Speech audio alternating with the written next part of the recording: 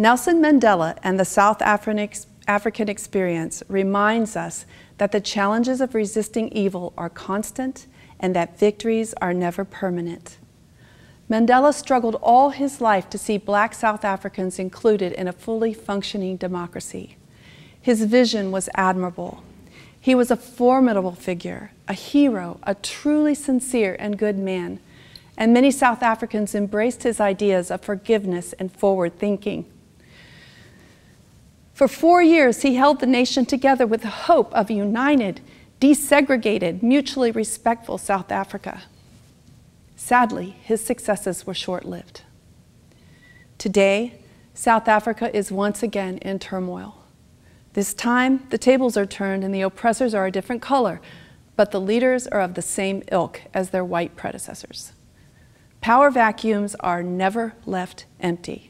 There is always someone willing and ready to fill or forcefully fill a place of power. The genocide of white South African farmers is no secret, except to those who do not wish to know the current situation.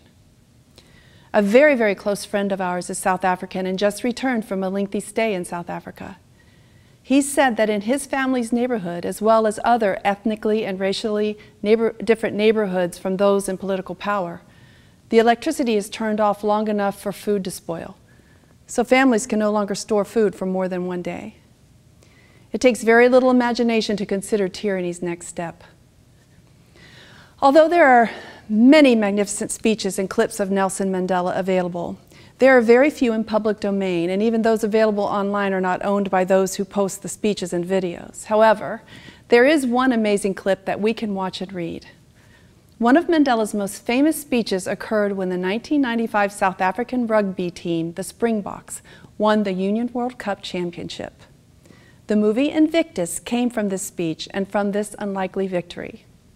I've included for your reading the transcript and the actual footage of Mandela reading this magnificent speech concerning the power of sports to create unity.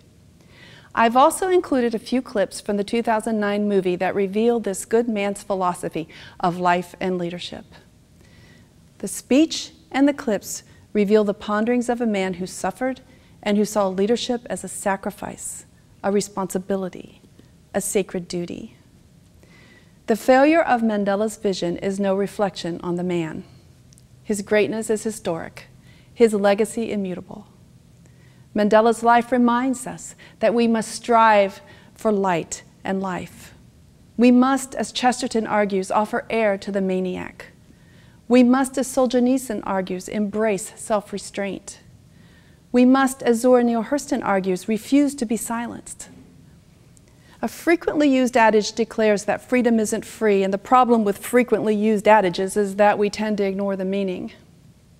Right now, it's so much easier to run with the pack, to repeat the media's one-trick pony ideology, to bow to peer pressure, to ignore our conscience, and to close our eyes.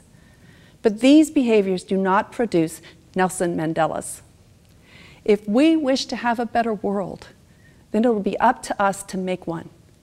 And even if we try and succeed, and even if we try and fail, and even if we succeed and then the future generations disappoint us, we still must try. We still must try.